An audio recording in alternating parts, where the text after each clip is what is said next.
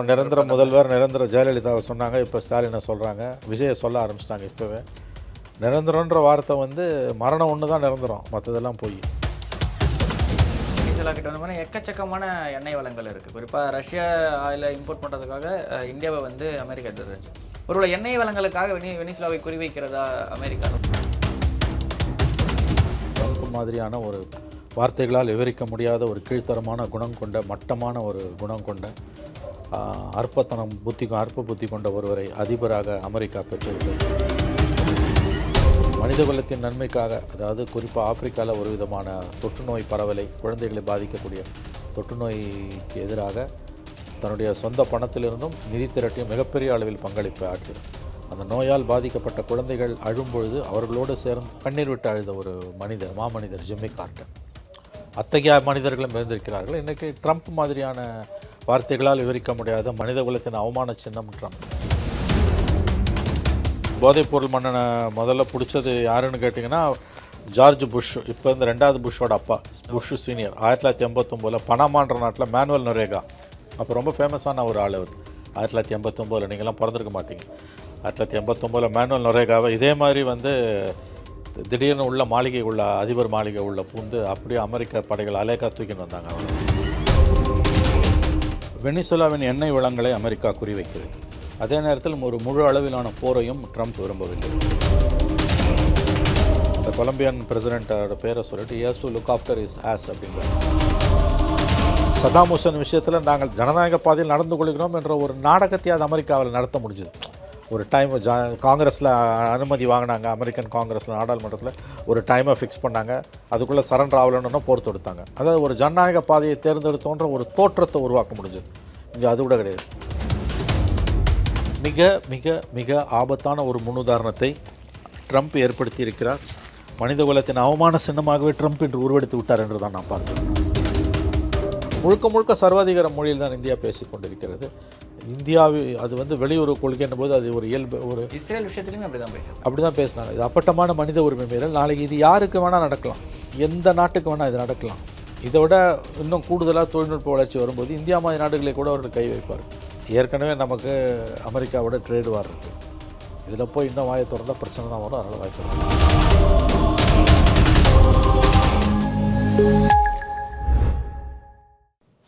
நாதஸ்நேயர்களுக்கு வணக்கம். அரசியல் பல பரபரப்பான கட்டங்களை நோக்கி நகர்ந்து கொண்டு இருக்கிறது. அது குறித்து விவாதிக்க மூத்த பத்திரிகையாளர் திரு மணி அவர்கள் இணைந்திருக்கிறார். வணக்கம் சார். இன்னைக்கு வெனிசுலாவுக்கு நடந்தது, நாளைக்கு எந்த நாட்டுக்கு வேணால் நடக்கலாம் அப்படின்னு சொல்லிட்டு வெனிசுலாவுடைய ராணுவ மந்திரி சொல்லியிருக்காரு. வெனிசுலா மீதான அமெரிக்கா தாக்குதலுக்கான காரணம் என்ன? இது ஏன் இப்படி நடக்குது? வெனிசுலாவின் எண்ணெய் வளங்களை அமெரிக்கா குறிவைக்கிறது மிகப்பெரிய அளவில். அதே நேரத்தில் ஒரு முழு அளவிலான போரையும் ட்ரம்ப் விரும்பவில்லை. வெனிசுலாவில் உள்ள அதிபர் போதைப்பொருள் கடத்தலில் ஈடுபட்டார் என்பது உண்மைதான். ஆனால் அவர் மட்டும் ஈடுபடவில்லை. வேறு சில நாடுகளின் உயர் தலைவர்களுமே அந்த வேலையை செய்து கொண்டிருக்கிறார்கள். வெனிசுலாவை விட அதிகமாக போதைப்பொருள் கடத்தல அரசு இயந்திரமே ஈடுபட்டிருப்பது கொலம்பியான்ற நாடு. ஆக்சுவலாக இவர் ட்ரம்ப் நடவடிக்கை எடுத்துருக்கணும்னா முதல்ல கொலம்பியா மேலே தான் எடுத்துடணும். இன்ஃபேக்ட் நேற்று வெனிசுலா அதிபரை கேப்சர் பண்ண பிறகு ட்ரம்ப் விடுத்த செய்தியில் அடுத்து கொலம்பியா தான் கோரின்னு சொல்லிட்டு கொலம்பியா அதிபர் ரொம்ப அதாவது மட்டமான கேவலமான ஒரு வார்த்தையை வந்து ட்ரம்ப் யூஸ் பண்ணுறாரு. ட்ரம்ப் யூஸ் பண்ணதுனால நம்மளும் அதை யூஸ் பண்ணலாம். அதனால் சொல்கிறேன், அந்த கொலம்பியன் பிரசிடென்ட்டோட பேரை சொல்லிட்டு has to look after his as அப்படின்றார். தன்னுடைய பின்பக்கத்தை அந்த கொலம்பிய அதிபர் நன்றாக பார்த்து கொள்ளட்டும். இது தமிழில் கொச்சையான மொழியில் சொன்னோன்னா வந்து எவ்வளோ சுவாரஸ்யமாக இருக்கும்னு உங்களுக்கே தெரியும். அது நேயர்களின் கற்பனைக்க விட்டு விடலாம். எந்த அளவுக்கு அமெரிக்காவும் இந்த உலகமும் பாவம் செய்தவை என்பதற்கு ட்ரம்ப் மாதிரியான ஒரு வார்த்தைகளால் விவரிக்க முடியாத ஒரு கீழ்த்தரமான குணம் கொண்ட மட்டமான ஒரு குணம் கொண்ட அற்ப புத்தி கொண்ட ஒருவரை அதிபராக அமெரிக்கா பெற்றிருப்பது. ஏன்னா உலகின் சர்வ வல்லமை மிக்க நம்பர் 1 வல்லாண்மை மிக்க நாடு America. Russia Soviet union collapse ஆன பிறகு 91 35 ஆண்டுகளுக்கு முன்பு அமெரிக்காவில் ஏற்படக்கூடிய மாற்றங்கள், அமெரிக்கா செய்யக்கூடிய தவறுகள் உலகம் முழுவதும் எதிரொலிக்கும். மிகச்சிறந்த ஆகச்சிறந்த மனித உரிமை போராளிகளான George Washington, Thomas Jefferson, Abraham Lincoln 3 குடியரசு அதிபர்கள் அமெரிக்காவில் இருந்தார்கள். மனித குலத்தின் மேன்மைக்காகவும் தனி மனித சுதந்திரத்துக்காகவும் ஜனநாயகத்துக்காகவும் தங்களை அர்ப்பணித்து கொண்ட ஒரு மாபெரும் ஆளுமைகள். பாதிக்கப்பட்ட வறுமையில் கிடந்த பல நாடுகளுக்கான பல உதவிகளை செய்தவங்க. ஜனநாயகம் as a கான்செப்ட் உலகில் தழை தோங்குவதற்கு இந்த 3 ஆளுமைகளோட பங்களிப்பு மிக மிக பெருமையானது. George Washington, Abraham Lincoln, Thomas Jefferson. இந்த 3 பேரோட ஆளுமை பங்களிப்பு என்பது மிக மிக உயர்ந்த ஒரு பங்களிப்பு அது வந்து. ஆனால் அந்த வரிசையில் இன்றைக்கு வந்து அதே மாதிரி பிற்காலத்தில் வந்து அமைதிக்காக மிகப்பெரிய அளவில் பாடுபட்டு சமீபத்தில் மறைந்து போன ஜிம்மி கார்ட்டர், அவருடைய பங்களிப்பும் சமகாலத்தில் வந்து நம்ம பார்த்தது. ஏன்னா இந்த 3 பேரை நம்ம பார்த்ததில்ல. George Washington, Abraham Lincoln, Thomas ஜெஃபர்சனை நாம் கண்டதில்லை. 200 ஆண்டுகளுக்கு முன்பு அவர்கள் இறந்து போனவர்கள். ஆனால் நாம் ஜிம்மி கார்ட்டரை நம்முடைய காலகட்டத்தில் பார்த்துருக்கோம். 76-80 அமெரிக்க அதிபராக இருந்தவர். மொரார்ஜி தேசாய் இந்திய பிரதமராக இருந்தபோது இந்தியா வந்தவர். அவர் அதிபர் பதவியிலிருந்து விலகி பல ஆண்டுகள் கழித்து 2000வது ஆண்டுகளில் மனிதகுலத்தின் நன்மைக்காக, அதாவது குறிப்பாக ஆப்பிரிக்காவில் ஒரு விதமான தொற்று நோய் பரவலை, குழந்தைகளை பாதிக்கக்கூடிய தொற்று நோய்க்கு எதிராக தன்னுடைய சொந்த பணத்திலிருந்தும் நிதி திரட்டியும் மிகப்பெரிய அளவில் பங்களிப்பை ஆற்றியவர். அந்த நோயால் பாதிக்கப்பட்ட குழந்தைகள் அழும்பொழுது அவர்களோடு சேர்ந்து கண்ணீர் விட்டு அழுதவர். அத்தகைய அதிபர்களையும் அமெரிக்கா பெற்றிருக்கிறது. அந்த கார்ட்டரோட, ஜிம்மி கார்ட்டரோட அந்த விஷுவல்ஸ் அவர் சமீபத்தில் கடந்த ஆண்டு இறந்த பொழுது இப்போ கூட யூடியூப்பில் இருக்குது. ஆப்பிரிக்காவில் அந்த குறிப்பிட்ட ஒரு விதமான ஒரு தொற்று நோய், அதில் பாதிக்கப்படக்கூடிய குழந்தைகளுடைய அந்த நோய்க்கு எதிரான போராட்டத்தில் மருத்துவ உதவிகள் மற்றும் இதர சேவைகளுக்காக மிகப்பெரிய அளவில் சர்வதேச அளவில் நிதி திரட்டி ஆப்பிரிக்காவிலேயே சில ஆண்டுகள் தங்கியிருந்து பணியாற்றியவர். அந்த குறிப்பாக குழந்தைகளை இந்த நோய் பாதிக்கும், அந்த குழந்தைகளோட துன்பத்தை கண்டு கண்ணீர் விட்டு அழுத ஒரு மனிதர், மாமனிதர் ஜிம்மி கார்ட்டர். அத்தகைய மனிதர்களும் இருந்திருக்கிறார்கள். இன்றைக்கி ட்ரம்ப் மாதிரியான வார்த்தைகளால் விவரிக்க முடியாத மனிதகுலத்துக்கு ஒரு அவமான சின்னம் ட்ரம்ப், மனிதகுலத்தின் அவமான சின்னம் ட்ரம்ப். கடந்த காலங்கள்லையுமே வந்து அமெரிக்க அதிபர்கள் இந்த மாதிரி எல்லை தாண்டி போய் சர்வதேச சட்டங்களை மீறி இப்போ பிடிச்சிருக்காங்க வெளிநாட்டு.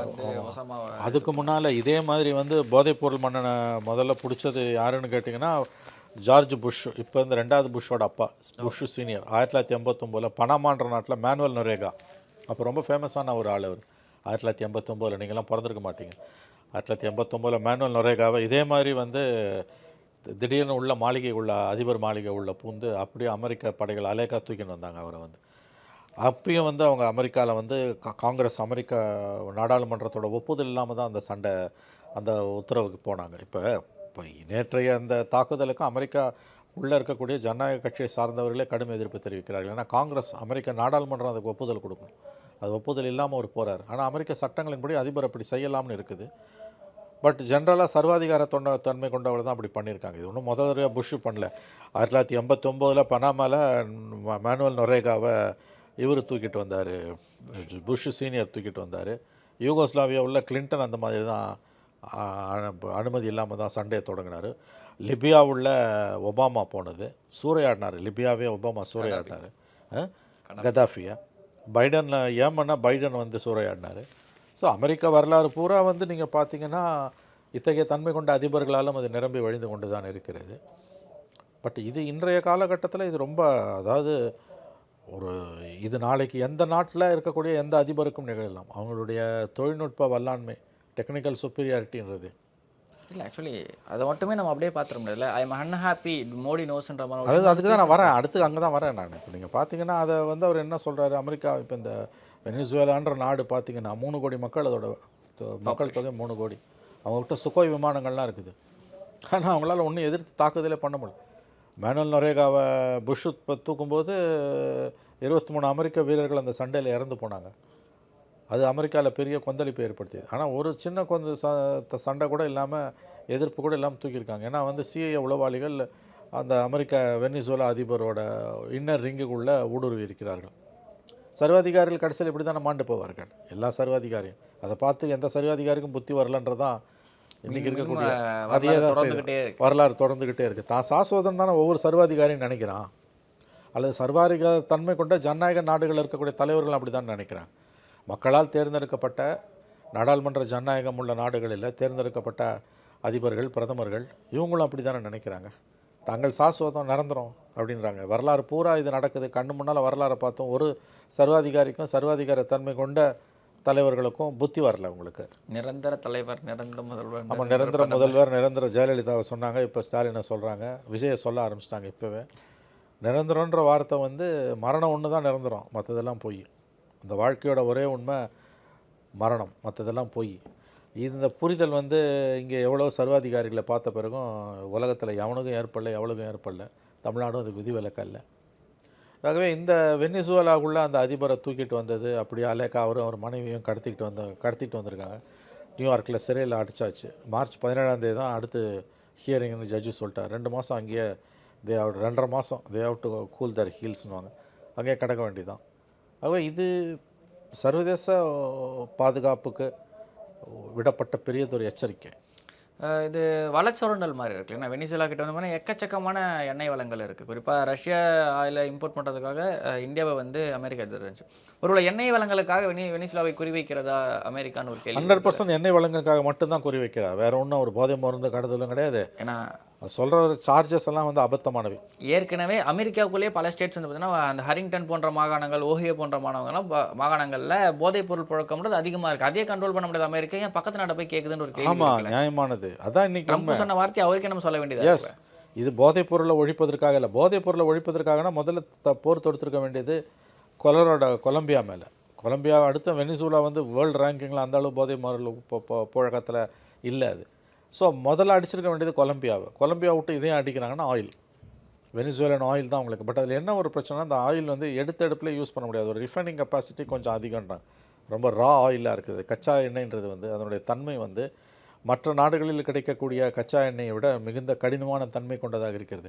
ஆகவே அதை பதப்படுத்துவது, அதை ரிஃபைன் பண்ணுறதுக்கு பார்த்திங்கன்னா அந்த ப்ராசஸ் கொஞ்சம் அதிக செலவாகும். பட் ஸ்டில் உலகின் 17% எண்ணெய் வளம் வெனிசுவேலாவில் இருக்குது. முழுக்க வெனிசுவேலா மீது ட்ரம்ப் நடத்திய இந்த தாக்குதல் என்பது வந்து வெனிசுவேலாவின் எண்ணெய் வளங்களை குறிவைத்து தான். அதில் என்னென்னா 1975-76 அமெரிக்காவுக்கு சொந்தமான எண்ணெய் கிணறுகளை வந்து வெனிசுவேலா நாட்டுடைமையாக்கி விட்டது. சாவேஸ்னு ஒருத்தர் இருந்தார், ஒரு அதிபர், அமெரிக்க அதிபர், வெனிசுவேலா அதிபர். ஸோ அந்த காலகட்டத்தில் அது நடந்தது. ஸோ இப்போ தான் அதனால தான் ட்ரம்ப் என்ன சொல்கிறாரு, இது அமெரிக்காவுக்கு சொந்தன்றாரு. ஏன்னா 50 வருஷத்துக்கு முன்னால் அவன் நேஷனலைஸ் பண்ணது எங்களுக்கு சொந்தன்றாரு. கூசாமல் வந்து ஒரு சர்வாதிகாரியாக ட்ரம்ப்பால் மாற முடியுது, அதை பேச முடியுது. இன்னொரு இறையாண்மை மிக்க நாடு, சர்வதேச சட்டங்களின்படி தான் அதை நீங்கள் நடத்தியிருக்கணும். குறைஞ்சபட்சம் ஐநா சபையில் தீர்மானத்தை நிறைவேற்றிருக்கணும், ஒரு காலக்கெடுவை நிர்ணயிச்சிருக்கணும். இப்போ சதாம் ஹுசேன் விஷயத்தில் நாங்கள் ஜனநாயக பாதையில் நடந்து கொள்கிறோம் என்ற ஒரு நாடகத்தை அது அமெரிக்காவில் நடத்த முடிஞ்சுது. ஒரு டைம் காங்கிரஸில் அனுமதி வாங்கினாங்க, அமெரிக்கன் காங்கிரஸில் நாடாளுமன்றத்தில் ஒரு டைமை ஃபிக்ஸ் பண்ணாங்க, அதுக்குள்ளே சரண்டர் ஆகலன்னு போர் தொடுத்தாங்க. அதாவது ஒரு ஜனநாயக பாதையை தேர்ந்தெடுத்தோன்ற ஒரு தோற்றத்தை உருவாக்க முடிஞ்சது. இங்கே அது கூட கிடையாது. அமெரிக்காவுக்குள்ளே மிக கடுமையான எதிர்ப்பு இருக்குது. ஏன்னா அமெரிக்க ஜனநாயகம் வந்து ஒரு அற்புதமான ஜனநாயகம், அதை பயன்படுத்துபவர்கள் தான் கேவலமான மனிதர்கள். அங்கே இருக்கக்கூடிய அந்த டெமோக்ரஸின்றது அற்புதமான டெமோக்ரஸி. உங்களுக்கு வந்து அந்த இதில் வந்து இந்த மாதிரி வந்து சர்வாதிகாரத்தன்மையுடன் பிரசிடெண்ட்டுக்கு தனி பவர் இருக்குது, ஆனால் அது ரேராக தான் யூஸ் பண்ணணும். இது மிஸ்யூஸ் பண்ணியிருக்காங்க. இது வந்து எண்ணெய் வளங்களை குறிவைத்து தான் அது நடத்தி இருக்கிறது. அதில் நீங்கள் பார்த்தீங்கன்னா பெரிய அளவில் அங்கேயும் ஒன்றும் ஆர்ப்பாட்டம். ஏன்னா அமெரிக்க படைகளை ட்ரம்ப் அங்கே நிறுத்தலை. ஒரு வித்தியாசம் என்னென்னு கேட்டிங்கன்னா, அமெரிக்க படைகளை கொண்டு போய் அங்கே நிறுத்தலை. தொழில்நுட்ப மேலாண்மையால் வந்து கிட்டத்தட்ட 6 மணி நேரமாக என்னமோ வந்து பிளாக்கேடு மின்வெட்டை அமல்படுத்தியிருக்காங்க. அதுக்கு பிறகு வந்து ஸ்பெஷல் ஃபோர்ஸஸ் உள்ளே இறக்கி தூக்கிட்டாங்க. பிரசிடெண்ட்டையும் அவங்க மனைவியும் தூக்கிட்டு வந்தாச்சு. ஒரு உயிரிழப்பு கூட ஏற்படவில்லை. வெனிசுவேலா உள்ள அடுத்து இருந்த துணை அதிபராக இருந்தவர் நினைக்கிறேன், அல்லது புதியதாக ஒரு துணை அதிபர் வந்திருக்கிறார். அவர் முதல்ல அமெரிக்காவை எதிர்த்தார், அப்புறம் சொல்லிக்கின்னு மினிஸ்ட்ரியிலேருந்து ஒருத்தர் பாதுகாப்பு அமைச்சர் நினைக்கிறேன், அவர் வந்து இன்று துணை அதிபராக நியமிக்கப்பட்டிருக்கிறார், அது வந்திருக்கிறார். தெருக்களில் இறங்கி மக்கள் ஆர்ப்பாட்டம் பண்ணாலும் பெரிய அளவில் ஆர்ப்பாட்டம் இல்லை. ஏன்னா இந்த அதிபர் வந்து ஒரு சர்வாதிகாரியாக எதுவும் பண்ண வேணான்றது தான் இப்போ இந்த ராணுவ அமைச்சர் வந்து விளாடிமிர் அவர் சொல்லியிருக்காரு. ஆனால் மக்கள் தானாக தன்னெழுச்சியாக வந்து போராடுவாங்க இல்லையா, தங்கள் தலைவரை வந்து அமெரிக்கா இவ்வளோ தூரம் ஏதாவது வந்து மிகப்பெரிய அளவில் ஒரு இழிவுபடுத்தக்கூடிய ஒரு வேலை. இன்னொரு நாட்டோட அதிபரை சட்டவிரோதமாக அவன் நாட்டில் பூந்து தூக்கி உங்கள்கிட்ட தொழில்நுட்ப வசதி இருக்குன்றதுனால தனியாக அவங்ககிட்ட அவ்வளோ பெரிய ஆயுதமும் இராணுவமும் இருக்குன்றாங்க. 20 சுகாய் விமானங்கள் இருக்குன்னா ஒரு போராட்டமாக செஞ்சுருப்பாங்க. அந்த தூக்கம் வந்த குழுக்களில் வந்து பல கமாண்டோஸை கொண்டு இருப்பாங்க. ஒன்று கூட நடக்கல. மக்களும் ஒன்றும் பெரிய அளவில் தெருவில் வந்து கிளர்ச்சி பண்ணல. ஏன்னா தூக்கப்பட்ட அதிபர் வந்து சர்வாதிகாரியாக தான் வாழ்ந்திருக்கார், மிகப்பெரிய கேவலமான சர்வாதிகாரியாக இருந்திருக்காரு. அதனால் மக்கள் ஒரு விதத்தில் ரிலீஃபாக ஃபீல் பண்ணுறாங்க. ஆனால் இது சர்வதேச சட்டங்களின்படி தவறு. ரெண்டாவது, இது மற்ற நாடுகளுக்கான ஒரு மிகப்பெரிய எச்சரிக்கை. இப்போ அடுத்து நான் கியூபாவை பிடிப்பேன்றாரு. கொலம்பியா, கியூபா, கிரீன்லாண்ட் 3 தான் என்னோட நோக்கன்றாரு ட்ரம்ப்பு. கியூபாலாம் வந்து ஃபிடல் காஸ்ட்ரோ இருக்கும்போது எத்தனை அட்டெம்ப்ட் பண்ணாங்க, ஆனால் ஒன்றுமே பண்ண முடியல. ஆனால் இந்த அமெரிக்க அரசிடம் ட்ரம்ப்புக்கிட்ட கியூபாவால் நிற்க முடியுமான்றது தெரியல. ஆனால் கியூபாவை தொட்டாங்கன்னா இதை விட அதிகமாக அங்கே எதிர்ப்பு இருக்கும், கண்டிப்பாக எதிர்ப்பு இருக்கும். இது சரண்டர்டு. நீங்கள் வெனிசுவேலாவில் அந்த அதிபரை வந்து சர்வதேச சட்டங்களுக்கு முரணாக வீட்டில் பூந்து ஒரு பெரிய ஒரு சமூக விரோதியை போலீஸ் தூக்குற மாதிரி தூக்கியிருக்காங்கன்னா என்ன இவங்க வந்து அப்போ வந்து அமெரிக்கா வந்து சர்வதேச சட்டங்களை பற்றி அமெரிக்காவுக்கு எந்த கவலையும் லஜ்ஜையும் கிடையாது. முன்னால் ஆனதை நீங்கள் பாடுறான்றாரு. The big brother big brother attitude. விடுதலை பண்ணுன்னு தான் சைனா கேட்குறத ஒழிய பெருசாக கண்டம் பண்ணல. ஏன்னா சீன துணை அதிபர் வந்து அவரோட வந்து அந்த தாக்குதலுக்கு 1 மணி நேரம் முன்னால் 2 மணி நேரம் முன்னால் வரைக்கும் பேசியிருந்திருக்கிறாருன்றாங்க. ஸோ இப்போ சீனா வந்து அவர் இமீடியட்டாக ரிலீஸ் பண்ணுறாங்க. ஏன்னா சீனாவுக்கு மிகப்பெரிய அளவில் வெனிசுவேலாவில் வர்த்தக நலன்கள் இருக்கின்றன. வெனிசுவேலாவில் உற்பத்தி ஆகக்கூடிய எண்ணெயில் கிட்டத்தட்ட 80% மேல் சைனா தான் வாங்கிக்குது. ஆகவே இது ஒரு எண்ணெய் வயல்களை குறிவைத்து 17% உலகில் உள்ள எண்ணெய் வளங்களில் 17% வெனிசுவேலாவின் எண்ணெய் வயல்களில் இருக்கின்றன. அதை குறிவைத்து தான் ட்ரம்ப் இந்த தாக்குதல் நடத்தியிருக்கிறார். கூச்ச நாச்சமே இல்லாமல் தான் ஒரு விதத்தில் பாராட்டணும் ட்ரம்ப்பை. பொய்யெல்லாம் இல்லை, ஓப்பனாக நான் இதுக்கு தான் போகிறேன், எனக்கு எண்ணெய் வேணும். 2வது அமெரிக்க நிறுவனங்களை 50 வருஷத்துனால பொது உடைமை ஆக்கினார். நாங்கள் அதை மீட்டெடுக்க போகிறோம், எங்கள் சொத்தை நாங்கள் எடுத்துக்கிறோம், நாங்கள் ஒன்றும் ஒரு நாட்டை மேலே படையெடுத்து போகல. இந்த ஐக்கிய நாடுகள் சபையில் கூட வந்து நாங்கள் வந்து தீவிரவாதத்தை தடுக்கிறதுக்கு தான் அங்கே போனோம், நாங்கள் எந்த விதமான மனித உரிமை மீறலும் ஈடுபடல. அங்கே யார் கவர்மெண்ட் வேணுன்றதோ அந்த மக்கள் முடிவு பண்ணிட்டோம், நாங்கள் அதில் தலையிட மாட்டோம்னு ஒரு கீதோபதேசத்தை பண்ணுறாங்க. அப்படி பண்ண முடியுதுன்னா அதுக்கு காரணம் சர்வதேச அளவில் அமெரிக்கா ஈக்குவலாக ஒரு பவர் இல்லைன்றதும், வெனிசுவேலாவில் பெரிய அளவில் ஜனநாயகம் இல்லை என்பதும். அதுதான் டெமோக்ரஸி இருந்ததுன்னா உங்களுக்கு இதெல்லாம் நடக்காது. மற்ற நாட்டோட அதிபர்கள் வருவாங்க. இப்போ பார்த்தீங்கன்னா அங்கே ஒன்றும் பெரிய அளவில் மக்கள் வந்து ரோட்டில் இறங்கி போராடல, தெருக்களில் இறங்கி 3 கோடி மக்கள் தொகை கொண்ட அந்த தேசத்தில் பெரிய அளவில் மக்கள் தெருக்களில் இறங்கி போராடலை. ஏன்னா அந்த அதிபருக்கு அவ்வளோ நல்ல பேர் இருந்திருக்கு. தனியாக ஓய்ஞ்சுதுன்றாங்க மக்கள்ன்றாங்க, அப்படி ஒரு செக்ஷன் இருக்குது. இதுதான் வந்து அமெரிக்கா செய்யக்கூடிய அந்த மாபெரும் தவறுகளுக்கு ஒரு விதமான ஊக்கத்தை கொடுப்பதாக அமைந்திருக்கிறது. எனவே இது ரொம்ப ஆபத்தான ஒரு போக்கு. வல்லான் வகுத்ததே வாய்க்கால், மைட் இஸ் த ரைட் அப்படின்னா அப்புறம் குளோபலைஸ்டு ஆர்டர்ன்றது எதுக்கு? அவன் சொல்கிறத கேட்டுட்டு நீங்கள் போக வேண்டியது. அது இன்றைக்கி தொழில்நுட்பம் மிகப்பெரிய அளவில் வளர்ந்துருக்கிறதுன்றது. நீங்கள் முந்தி மாதிரி வந்து ஒரு 10 லட்சம் ட்ரூப்ஸை, கிரவுண்ட் ட்ரூப்ஸை காலாட்படையை ஒரு நாட்டுக்குள்ளே அனுப்பி அவங்களை கைப்பற்றணும்னு அவசியமே இல்லை. ஒரு 3 மணி நேரம் சஸ்டைன்டு பாம்பிங், தொடர்ந்து குண்டு வீசி அவங்களுடைய இன்ஃப்ராஸ்ட்ரக்சரை பிளாஸ்ட் பண்ணிட்டீங்கனால மக்களை தெருவில் கொண்டு வந்து நிறுத்திடலாம். அதைத்தான் அமெரிக்கா செய்திருக்கிறது. மிக மிக மிக ஆபத்தான ஒரு முன்னுதாரணத்தை ட்ரம்ப் ஏற்படுத்தி இருக்கிறார். மனித குலத்தின் அவமான சின்னமாகவே ட்ரம்ப் இன்று உருவெடுத்து விட்டார் என்று தான் நாம் பார்க்க வேண்டும். ஓகே சார், இந்தியாவுக்கு நல்ல பாதிப்பு ஏதாவது இருக்கும்? ஏன்னா ரஷ்யன் ஆயில் பற்றி விஷயங்களை திருப்பி பேசியிருக்காரு.